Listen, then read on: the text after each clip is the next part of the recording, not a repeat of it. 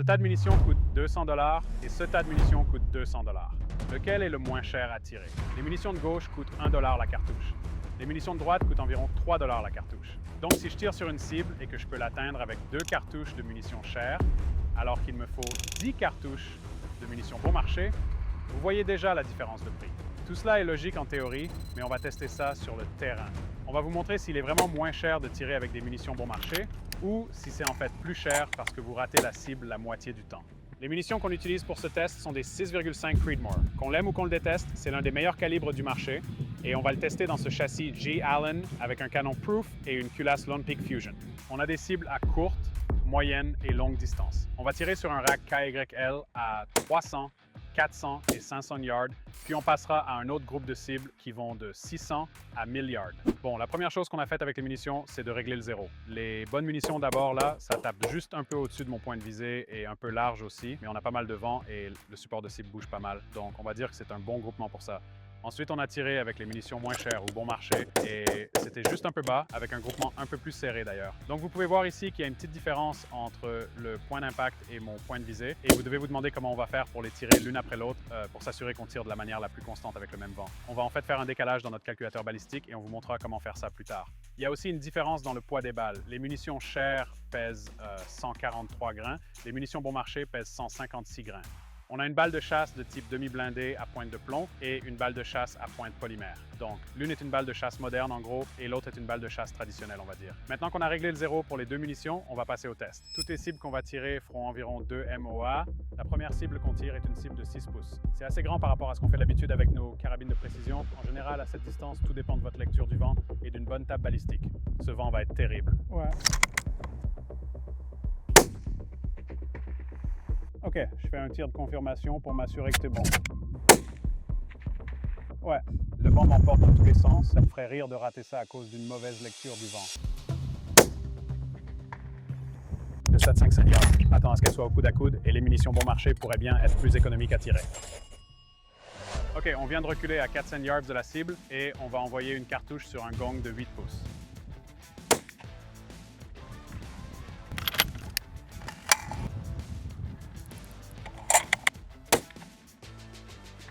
C'est tout bon.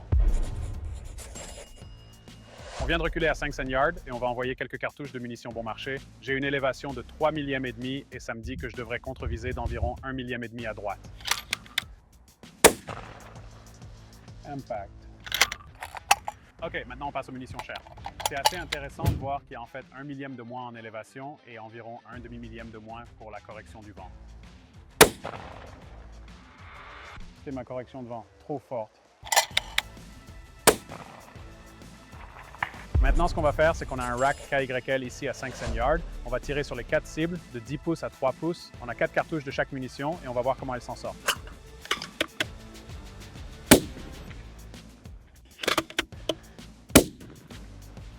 Impact.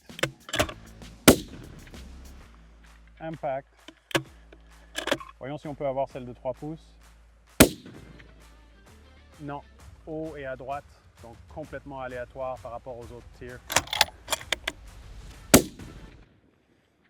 Je crois que ça a touché sur le côté droit.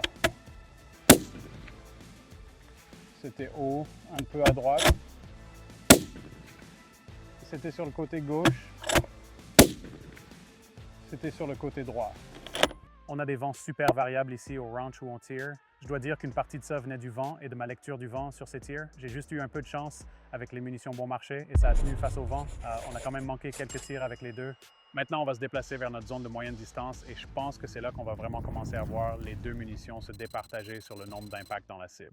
La probabilité qu'on ait un zéro exact entre ces deux types de munitions est très très faible. Donc ce qu'on a utilisé, c'est un décalage de lunettes. J'ai réglé mon zéro avec mes munitions chères, puis j'ai tiré avec les munitions bon marché et j'ai mesuré la distance. Les munitions bon marché étaient en dessous de mon point de visée. Vous pouvez soit utiliser votre réticule, soit un mètre ruban.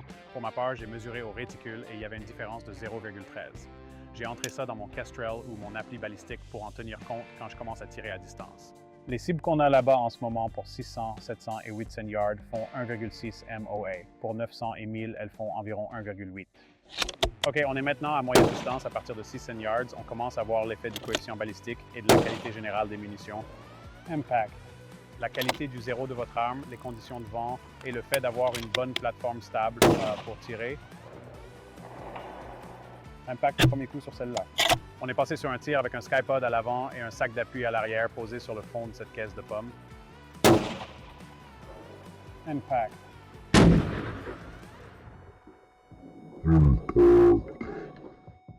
OK, tir à 700 yards. Juste un coup à droite. Impact. Ça faisait 2 cartouches pour les bons marchés.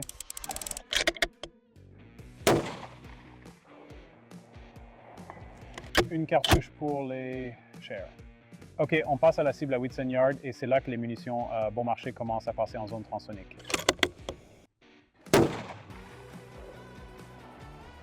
C'était bas. Impact.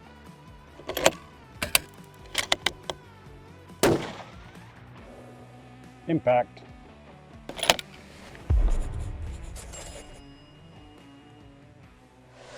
Les deux balles qu'on tire aujourd'hui sont ce que j'appellerais une balle de chasse traditionnelle et une balle de chasse moderne, en gros. La balle de chasse moderne est conçue pour avoir un bien meilleur coefficient balistique, ce qui signifie qu'elle résiste mieux au vent à distance.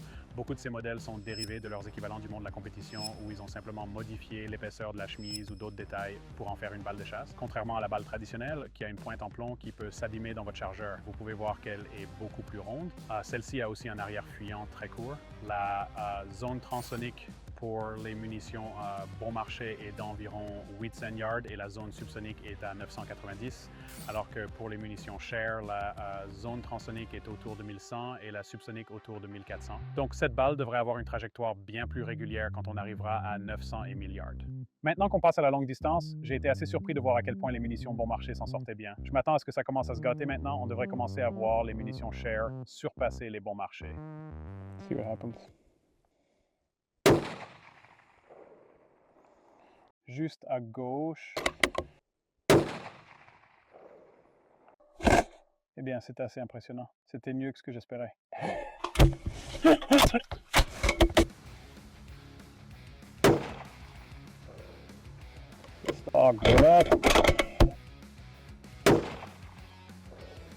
Impact.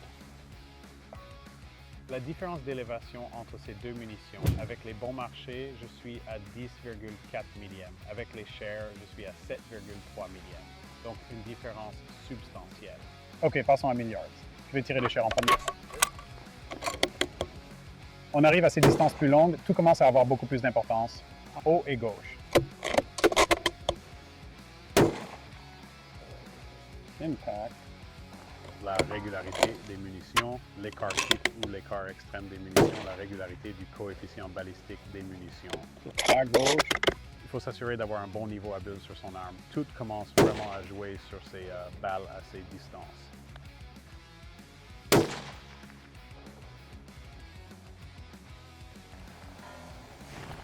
Touché.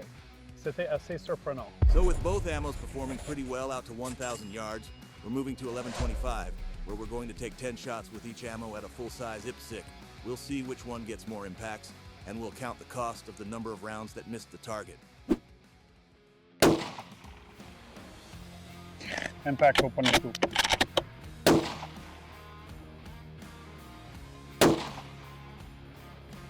Impact. Oh.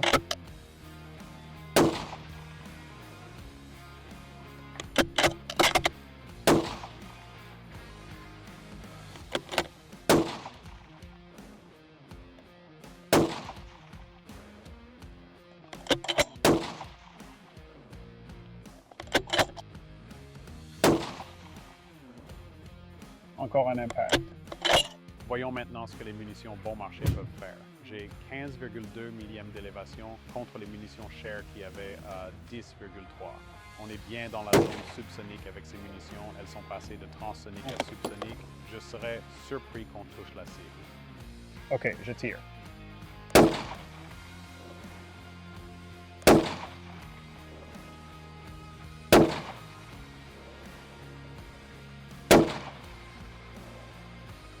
Oh, on a touché le bord.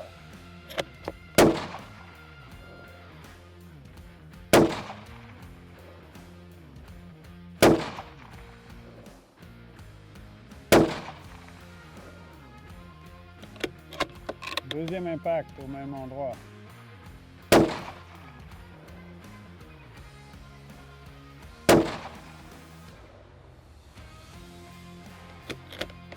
Honnêtement, j'utiliserais probablement ces munitions moins chères si j'en avais besoin pour m'entraîner, mais je devrais probablement adapter la taille de mes cibles pour m'assurer, vous voyez, de viser des cibles à leur portée. Honnêtement, je ne les utiliserai pas pour un match, surtout pour les matchs de PRS, car les cibles y sont petites. Mais dans l'ensemble, ça a marché. Les munitions qu'on teste aujourd'hui sont des produits qu'on trouve dans n'importe quel Cabela's, Bass Pro ou n'importe quel magasin de chasse du pays. Quand on utilise des munitions d'usine, on fait avec ce qui sort de l'usine. Parfois, on tombe sur un bon lot, parfois sur un mauvais, tout dépend. On a peut-être un excellent lot de ces munitions bon marché et le prochain sera une vraie catastrophe. L'étui en laiton est généralement de très bonne qualité et on peut probablement faire, disons, 3, 4 ou 5 rechargements après le tir. Avec des munitions de meilleure qualité, le laiton sera généralement de meilleure qualité aussi. Il y a vraiment une grande différence entre les étuis d'usine de munitions de qualité standard et ceux de munitions haut de gamme, comme Eagle Eye ou Berger. Celles-ci seront chargées dans des étuis Peterson ou Lapua. Avec ça, vous pourrez probablement faire 10 voire 20 rechargements. Il faut donc vraiment prendre ça en compte car le coût des munitions réparties sur, vous savez, plusieurs rechargements différents, si vous choisissez cette option, devient alors beaucoup plus raisonnable. Dites-nous dans les commentaires s'il y a d'autres calibres que vous voulez qu'on essaie.